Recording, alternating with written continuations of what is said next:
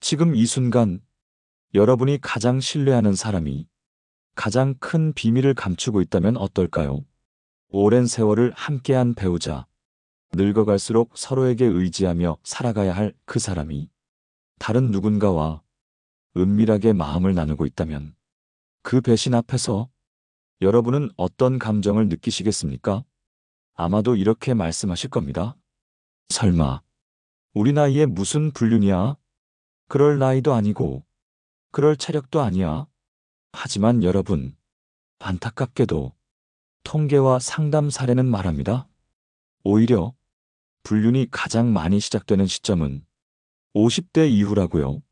아이들이 손을 놓고 직장에서도 슬슬 은퇴를 준비하며 삶의 공허함과 자기 존재의 무게를 새롭게 마주하는 그 시기, 사람들은 가장 충동적인 선택을 합니다. 그리고 그 선택은 숨기기에 너무 치밀해지고 들키지 않기에 더욱 교묘해집니다. 여러분, 지금 여러분의 배우자가 혼자 등산을 자주 간다고 해서 그게 다 불륜은 아닙니다. 하지만 우리가 흔히 생각하는 등산이 불륜의 주요 장소라고 여기는 것에는 오해가 있습니다. 실제로 많은 상담사들이 입을 모아 말합니다. 불륜이 가장 많이 시작되는 장소는 등산보다 훨씬 더 가까이, 훨씬 더 일상적인 곳에 있다고요. 오늘 방송에서는 실제로 현재 불륜을 저지르고 있으면서도 아직 들키지 않은 3명이 50대 남성들의 증언을 통해 불륜이 가장 많이 발생하고 있는 3가지 장소를 낱낱이 파헤쳐 보겠습니다. 그들이 왜 그 장소를 선택했는지, 어떻게 들키지 않았는지, 그리고 그들의 배우자들은 왜 그 징후를 눈치채지 못했는지, 여러분께 그 숨겨진 진실을 하나씩 밝혀드리겠습니다. 이 방송을 들으시는 분들 중 혹시라도 배우자의 행동에서 설명되지 않는 변화, 어딘지 모르게 멀어진 시선, 늦어지는 귀가 시간, 혼자만의 시간을 자주 갖겠다는 말이 잦아졌다면 이 방송을 반드시 끝까지 들어주시길 권합니다. 첫 번째 사례는 서울 성북구에 거주하는 52살의 남성 정재훈 씨의 이야기입니다. 그는 아내와의 관계가 오랫동안 소원해졌고 아이들도 다 독립해 이제는 부부 둘만 남은 집이 조용하기보단 텅 빈 느낌이 들었다고 말했습니다. 그런 그의 하루 일과 속에 자주 등장하게 된 장소가 있었습니다. 바로 헬스장이었습니다. 운동을 시작했다는 이유로 아침 7시마다 집을 나서고 퇴근 후엔 샤워를 헬스장에서 마치고 오겠다며 집에 오는 시간을 점점 늦추기 시작한 겁니다. 정재훈 씨는 말합니다. 아내가 운동 열심히 하라고 했어요. 몸 챙긴다니까 좋아하더라고요.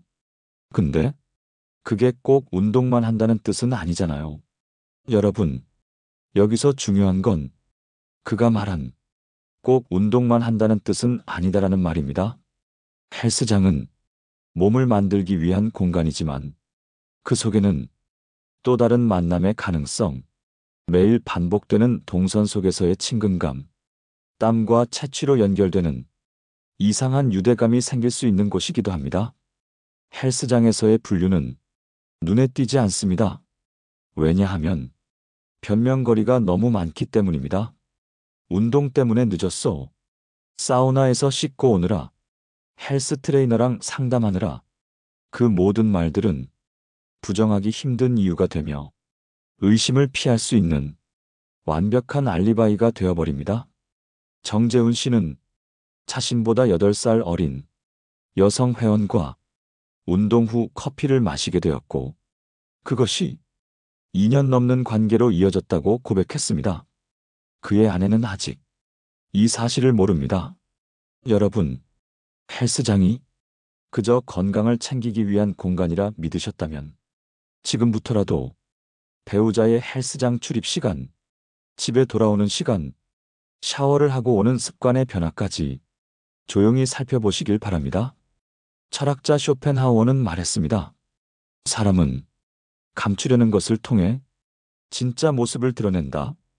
여러분의 배우자가 평소와 다르게 어떤 것을 지나치게 강조하고 있다면 그 안에 숨겨진 이야기가 있을지도 모릅니다. 다음으로 두 번째로 불륜이 가장 많이 일어나는 장소, 그리고 그 장소에서 실제로 관계를 이어가고 있는 또 다른 50대 남성의 증언을 전해드리겠습니다. 이번에는 두 번째 사례입니다. 경기도 용인에 거주하는 55살의 남성 이동철 씨의 이야기입니다. 그는 불륜을 시작하게 된 장소로 문화센터를 꼽았습니다. 문화센터는 누구에게나 열려있는 공간입니다. 동네 백화점이나 구청 건물 안에 있는 경우가 많고 강의실마다 다양한 강좌들이 열립니다. 서예, 수채화, 사진, 요가, 생활영어 등 배우고 싶은 사람 누구나 쉽게 접근할 수 있는 곳이죠. 여러분, 그런데 이 공간이 왜 불륜의 온상이 될 수 있을까요? 이동철 씨는 말합니다. 아내랑은 거의 대화가 없었어요. 저는 은퇴하고 시간이 많았는데 아내는 계속 바쁘다고만 하고 저랑 눈도 잘 안 마주치더라고요. 어느 날은 집에 있는 게 괜히 짐처럼 느껴졌어요. 그래서 무작정 백화점 안문화센터에 등록했죠. 처음엔 그저 무료했던 시간을 채워보자는 생각이었어요. 근데 거기선 제가 아저씨가 아니라 선생님이라 불리더라고요. 여기서 중요한 부분이 있습니다. 문화센터에서는 사람들이 서로 처음 보는 사이입니다. 경계가 없고 공부를 하면서 자연스럽게 대화를 나누게 되고 공통의 관심사가 있다는 점에서 유대감이 빠르게 형성됩니다. 또한 문화센터에서 만난 사람들은 각자의 일상에서 벗어난 또 다른 나로 존재하고 싶어 합니다. 이동철 씨가 말하길 그 여성분도 남편하고 사이가 안 좋다고 했어요. 그 말을 들으니까 괜히 마음이 움직이더라고요. 서로 기대고 싶었던 거죠. 누군가에게 편하게 말하고 들어주는 그 관계가 너무 편안했어요. 여러분, 불륜은 꼭 드라마처럼 화려하게 시작되는 게 아닙니다. 그저 누군가가 조용히 들어준 말 한마디, 따뜻하게 건넨 커피 한 잔, 작은 손짓 하나에서 시작될 수 있습니다. 문화센터의 무서운 점은 거기가 일상처럼 보이기 때문에 배우자가 그곳에 다닌다고 해도 의심하지 않는다는 점입니다. 교양 좀 쌓으려고 다닌대. 은퇴하고 심심하니까 사람들 좀 만나러 다닌대. 이런 말로 배우자는 안심하고 신뢰를 보내게 됩니다. 하지만 이동철 씨는 그곳에서 1년 넘는 시간 동안 한 여성과 감정을 나눴고 그 감정은 지금도 이어지고 있다고 합니다. 그는 말합니다. 우리는 서로에게 기대고 싶었고 그게 죄라는 건 아는데 그 따뜻함을 외면하고 싶지 않았어요. 여러분, 사람은 마음이 공허할 때 가장 위험한 선택을 합니다. 상대가 나를 어떻게 보는지보다 내가 누군가에게 필요하다고 느끼는 그 감정이 때로는 도덕보다 앞설 수 있다는 것을 이 사례는 보여줍니다. 철학자 몽테뉴는 이런 말을 남겼습니다.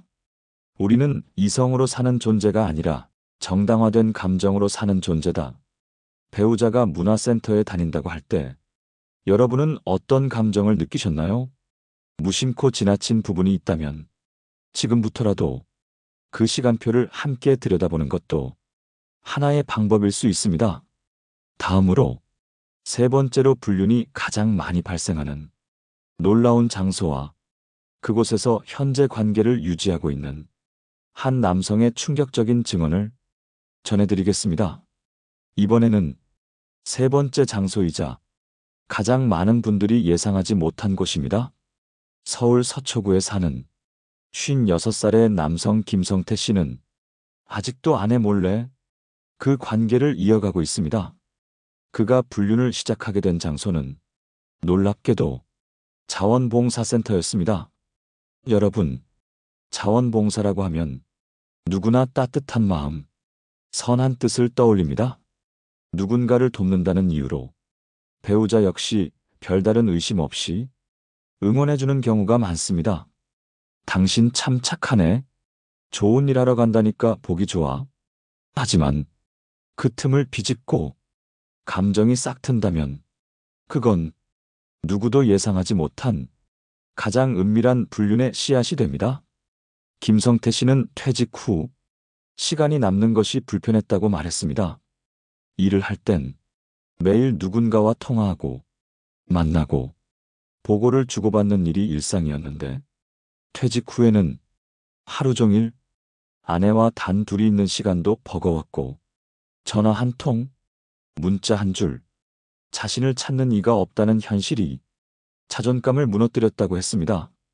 그래서 그는 지역 자원봉사센터에서 운영하는 경로당 말벗 봉사활동에 등록했습니다. 그곳에서 비슷한 또래의 여성 자원봉사자와 자연스럽게 짝을 이뤄 활동하게 되었고 그렇게 대화가 시작되었다고 합니다. 처음엔 그냥 말이 잘 통하는 누나 같았어요. 근데 어느 날은 그 사람이 제 도시락 반찬까지 챙겨왔더라고요. 거기서부터 뭔가 이상한 끌림이 생겼죠. 여러분, 이렇게 작은 정성이 가장 큰 감정으로 번지게 됩니다. 가족에겐 하지 못하는 말, 쌓여있는 분노, 아무도 듣지 않는 내 생각, 그걸 누군가가 아무 말 없이 들어주고 고개를 끄덕여주는 순간 마음은 쉽게 열리고 이해받고 싶다는 본능이 죄책감을 덮게 되는 겁니다. 김성태 씨는 그렇게 8개월을 함께 봉사하며 점점 일주일에 2번, 3번, 그리고 그 사람과 함께하는 시간을 기다리게 되었다고 말합니다. 그의 아내는 남편이 그렇게나 착하고 성실하게 봉사활동을 한다는 사실에 뿌듯해하며 오히려 응원을 해주었다고 했습니다. 여러분, 이것이 바로 불륜의 위험한 지점입니다. 겉으로는 정의롭고 선해 보이는 활동일수록 그 속에 감춰진 관계는 더 쉽게 보호막을 얻게 됩니다. 그녀가 싸주는 도시락, 그가 건네는 커피 한 잔, 함께한 봉사 후의 저녁 식사, 이 모든 것들이 자연스럽고 일상적인 것으로 포장되어 가정을 속이는 치명적인 도구가 됩니다. 김성태 씨는 아직도 그 관계를 끊지 못하고 있다고 합니다. 그 사람도 집에 말 못하는 사정이 있어요. 저도 지금 뭐가 맞는 건지 모르겠어요. 그냥 이 시간이 편안해서 계속 가고 있는 거죠. 여러분, 편안함이라는 감정은 옳고 그름의 판단을 흐립니다. 누군가에게 위로받는다는 그 느낌은 마음속의 경계선을 조용히 무너뜨리게 만듭니다. 그리고 그 끝은 가정을 속이는 거짓으로 또 다른 사람의 삶을 파괴하는 상처로 이어집니다. 철학자 칼 융은 말합니다. 사람은 누구나 자신의 어두움을 마주하지 않으면 그 어두움에 지배당한다. 김성태 씨의 이야기는 선함이라는 외피 아래 가려진 감정의 흐름이 어떻게 죄의식 없이 이어질 수 있는지를 잘 보여줍니다. 여러분, 배우자가 자원봉사 활동을 시작했다고 할 때 무작정 의심하라는 말은 아닙니다. 하지만 그 활동이 어떤 방식으로 누구와 진행되고 있는지, 그 안에서 어떤 감정적 유대가 쌓이고 있는지 한 번쯤은 조용히 살펴볼 필요가 있습니다. 이번에는 이렇게 불륜이 일어나고 있는 세 장소의 공통점과 그 뒤에 숨어 있는 심리적 구조에 대해 조금 더 깊이 들여다보겠습니다. 지금까지 3명의 남성 이야기를 통해 불륜이 실제로 많이 벌어지는 장소가 헬스장, 문화센터, 자원봉사센터라는 사실을 살펴봤습니다. 여러분, 이 세 장소에는 놀라울 만큼 뚜렷한 공통점이 있습니다. 바로 일상 속에서 가장 의심하지 않는 공간이라는 점입니다. 그리고 두 번째, 자신을 새로운 모습으로 보이게 할 수 있는 공간이라는 특성이 있습니다. 사람은 누구나 평소의 자신과는 다른 모습으로 살아보고 싶은 욕망이 있습니다. 특히 중년 이후에는 삶의 반복성과 권태, 그리고 존재감 상실로 인한 공허함이 그 욕망을 더욱 부추깁니다. 헬스장에서는 몸을 바꾸고 외형을 가꾸며 자존감을 회복합니다. 문화센터에서는 배움이라는 명분 속에 새로운 정서적 관계를 만들어냅니다. 자원봉사센터에서는 선한 행동이라는 외피 아래 자기 존재를 다시 인정받고 싶은 감정을 숨깁니다. 여러분, 이건 단순히 외도를 저질렀다는 문제에서 끝나는 것이 아닙니다. 그들이 그런 선택을 하게 된 배경, 그 밑바닥에 깔려있는 심리를 들여다보면 지금 우리 사회와 중년 가정이 어떤 위기 속에 놓여 있는지를 더 분명하게 볼 수 있습니다. 첫째, 사랑받지 못한다는 외로움이 사랑을 찾게 만듭니다. 정확히 말하자면 새로운 사랑이 아니라 사랑받고 있는 나를 확인하고 싶은 강한 심리적 허기입니다. 배우자와의 대화가 줄고 관심이 줄고 삶에 대한 기대가 줄면 사람은 어느 순간 나는 이 집에서 필요한 사람인가? 라는 질문을 하게 됩니다. 그 질문이 답을 얻지 못하면 밖에서 그 답을 찾게 되는 것이지요. 둘째, 오랜 관계 속에서 쌓인 실망과 감정의 벽이 상대를 다시 보지 않게 만듭니다. 말해봐야 소용없어. 이 사람은 절대 변하지 않아. 이런 생각은 서로를 외면하게 만들고 그 틈으로 외부의 누군가가 조용히 스며들 수 있는 여지를 만들어냅니다. 셋째, 죄책감보다 자기 위로가 앞섭니다. 이건 특히 봉사활동을 하는 사람들에게서 많이 나타납니다. 나는 좋은 일도 하고 있으니까 이 정도는 괜찮아. 내가 집에서 얼마나 무시당했는데 이 정도 위로는 받아도 되잖아. 이런 자기 합리화는 불륜이라는 행동을 자신 안에서 정당화시켜버리는 위험한 메커니즘입니다. 철학자 한나 아렌트는 이런 말을 남겼습니다. 악은 거대한 것이 아니라 아주 평범한 일상 속에서 익숙함이라는 이름으로 조용히 자라난다. 여러분, 지금 여러분의 가정이 이 평범한 익숙함 속에 너무 오래 갇혀 있었다면 지금부터라도 다시 서로를 들여다봐야 할 때입니다. 남편이 왜 자꾸 헬스장에 가고 싶은지, 아내가 왜 자꾸 문화센터에서 시간을 보내는지, 그 사람의 하루 안에 누구의 이름이 얼마나 자주 등장하는지를 조용히, 그러나 똑똑히 관찰해 보시길 바랍니다. 이번에는 이 세 남성들의 공통된 행동 패턴 속에서 배우자가 알아채기 어려운 불륜의 신호, 즉 일상에서 놓치기 쉬운 징후들에 대해 정리해 드리겠습니다. 불륜을 저지르고 있는 많은 사람들은 자신의 행동을 완벽하게 숨기고 있다고 생각합니다. 하지만 아무리 조심한다고 해도 행동 속에는 반드시 징후가 남게 마련입니다. 이번 파트에서는 헬스장, 문화센터, 자원봉사센터에서 불륜을 시작한 남성 3명의 사례를 바탕으로 공통적으로 드러난 배우자가 눈치채기 어려운, 그러나 실제로는 가장 정확한 불륜의 신호 3가지를 알려드리겠습니다. 첫 번째 징후, 바로 불필요한 일정 공유입니다. 이건 의외로 많은 분들이 놓치는 부분입니다. 사람은 죄책감을 느끼거나 무언가 숨기고 있을 때 평소보다 말을 더 많이 합니다. 말을 많이 한다는 건 속이 편해서가 아니라 자신의 행동을 정당화하려는 방어 기제입니다. 정재훈 씨는 처음 불륜을 시작했을 때 헬스장에서 누구를 만났는지, 몇 시에 운동을 끝냈는지, 트레이너 이름은 뭔지 굳이 말하지 않아도 될 이야기들을 아내에게 계속 설명했다고 합니다. 이동철 씨 역시 문화센터 수업 내용을 굳이 상세히 말하면서 어떤 수강생이 재미있었다든가 수업 분위기가 어땠는지를 세세하게 언급했다고 합니다. 여러분, 배우자가 평소에 잘 말하지 않던 일상을 갑자기 자세히 말하기 시작한다면 그건 자신이 정직하다는 인상을 주고 싶어 과잉 행동을 하고 있다는 신호일 수 있습니다. 두 번째 징후는 의미 없는 친절입니다. 김성태 씨는 자원봉사 활동을 시작한 지 2달쯤 되었을 무렵 아내에게 뜬금없는 선물을 종종 했다고 고백했습니다. 그동안 생일에도 꽃 하나 없던 사람이 갑자기 작은 향수를 사온다든가 아내가 말하지도 않은 일을 기억해서 챙겨주는 것처럼 행동했다는 겁니다. 처음엔 아내도 감동을 받았지만 이상하리만치 그 친절이 지속되지 않았고 마치 자신을 위한 연극처럼 느껴졌다고 합니다.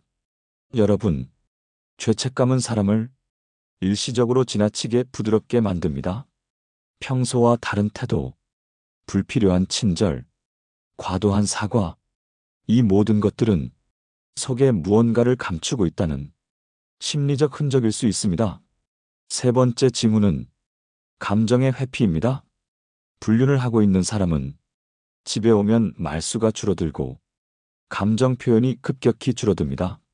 정재훈 씨는 아내가 무언가 물으면 귀찮아하며 짜증을 내기 시작했고, 이동철 씨는 문화센터 얘기는 하면서도 집안일이나 가족 이야기에는 아예 관심을 끊었다고 합니다. 감정의 회피는 심리적 분리를 시작했다는 신호입니다. 그 사람은 이미 마음속에 다른 세계를 만들었고 그 세계와 집 사이에 문을 걸어 잠근 상태인 것입니다.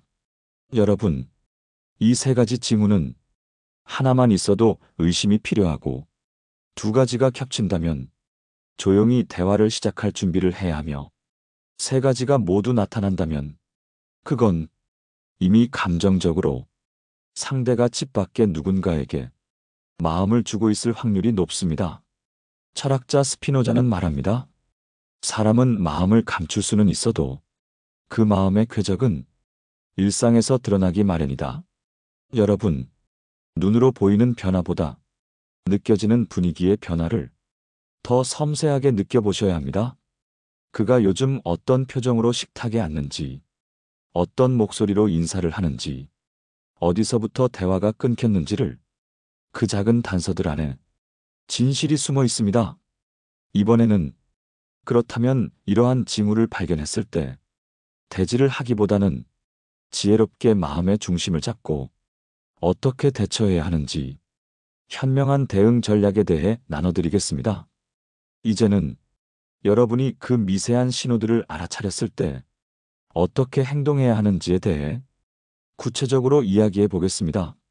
많은 분들이 불륜의 징후를 느끼는 순간 가장 먼저 하는 반응은 확인하려는 시도입니다.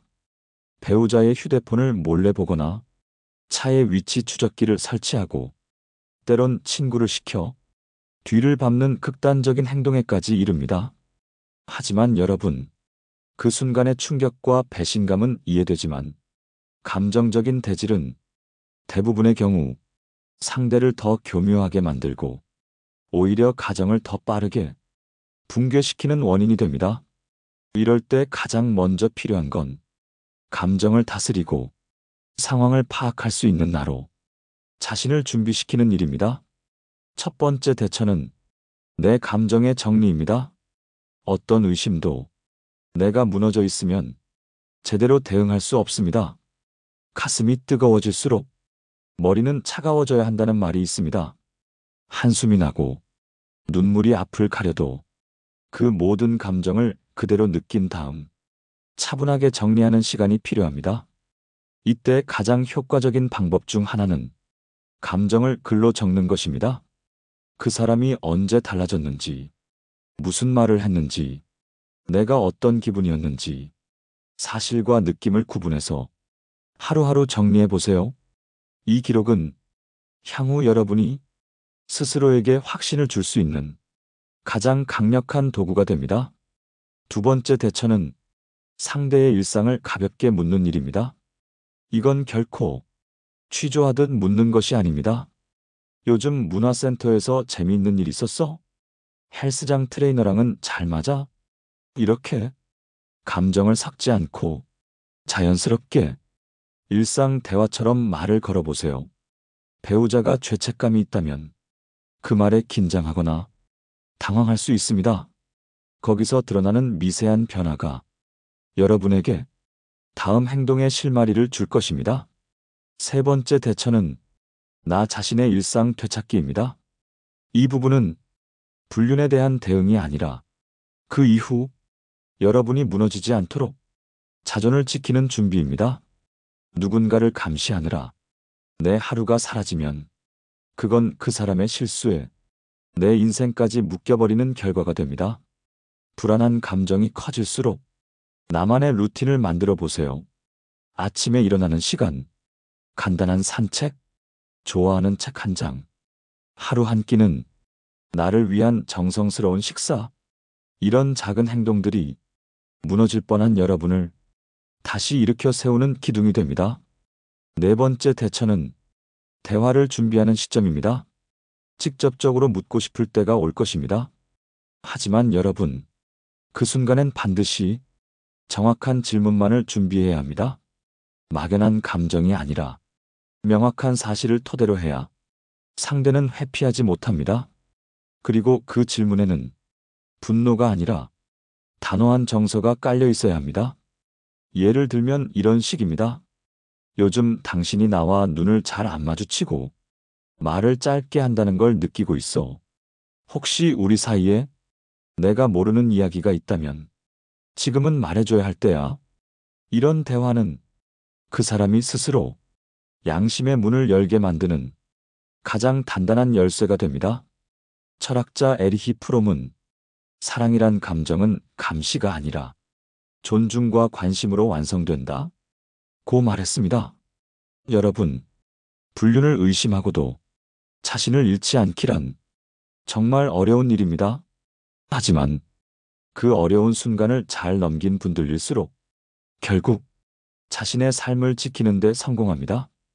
다음으로 이렇게 조심스럽게 접근하고 진실을 마주했을 때 그 이후 어떤 선택을 해야 할지 이혼보다 먼저 생각해야 할 세 가지 판단 기준을 중심으로 마지막 이야기를 이어가겠습니다. 지금까지 헬스장, 문화센터, 자원봉사센터 이 세 곳에서 불륜이 실제로 벌어지고 있다는 놀라운 증언과 그 속에 감춰진 심리, 그리고 눈치채기 어려운 징후들과 지혜로운 대응 방법까지 살펴봤습니다. 이제 가장 중요한 순간이 남았습니다. 진실을 마주했다면 여러분은 어떤 선택을 하시겠습니까? 그 선택은 단순히 이혼이냐, 용서냐의 문제가 아닙니다. 그보다 먼저 여러분 자신에게 세 가지 중요한 질문을 던져보셔야 합니다. 첫 번째 질문. 나는 지금 이 관계를 계속 이어가고 싶은가? 이 질문은 상대에 대한 것이 아닙니다. 여러분의 마음 안에 남아있는 진심을 묻는 것입니다. 배신당한 감정과 상처가 깊을수록 감정의 파도가 올바른 결정을 흐리게 합니다. 하지만 그 모든 파도를 지나고 난 뒤에도 마음속 깊은 곳에 그래도 함께하고 싶다는 바람이 있다면 그 바람은 무시해서는 안 되는 여러분의 진짜 소리입니다. 두 번째 질문. 나는 이 사람을 다시 신뢰할 수 있는가? 사랑은 상처를 덮는 힘이 있지만 신뢰는 한번 깨지면 되찾는데 오랜 시간이 걸립니다. 상대가 진심으로 반성하고 관계를 회복하려고 노력하고 있는지 아니면 들켰기 때문에 어쩔 수 없이 미안한 척을 하고 있는 것인지 그 차이를 여러분은 분명히 느끼고 계실 것입니다. 그 판단은 오직 여러분만이 내릴 수 있습니다. 세 번째 질문. 이 관계를 이어갈 경우 나는 나답게 살 수 있는가? 가장 중요한 질문입니다. 우리는 종종 가정을 지키기 위해 스스로를 버리기도 합니다. 아이들 때문에, 경제적인 이유 때문에, 사회적 체면 때문에. 하지만 그 모든 이유를 내려놓고 나는 이 사람과 함께 있을 때 내 자신을 지킬 수 있는가? 라는 물음에 고개를 끄덕일 수 없다면 그 선택은 결코 여러분을 위한 선택이 아닐 수 있습니다. 여러분, 불륜은 관계를 무너뜨리는 것이 아니라 사람을 무너뜨리는 일입니다.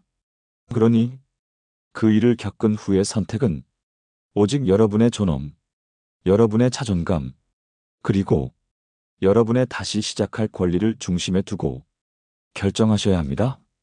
철학자 장폴 사르트르는 말했습니다. 인간은 자신이 선택한 모습으로 존재하게 된다. 배우자가 여러분을 속였다고 해서 여러분의 삶까지 속일 필요는 없습니다.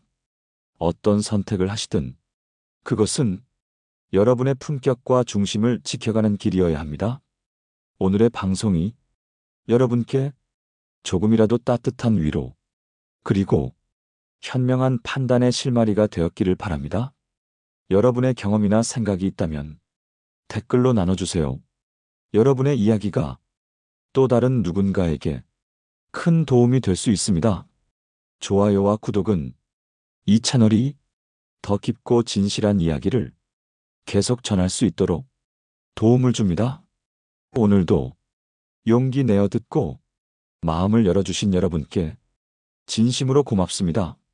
가장 가까운 사람이 가장 멀게 느껴질 때에도 여러분은 여전히 소중하고 충분히 사랑받을 사람이라는 걸 잊지 마세요. 다음 시간에도 진심을 담아 여러분 곁을 지키겠습니다. 평안한 밤 되시길 바랍니다. 지혜의 레코드였습니다.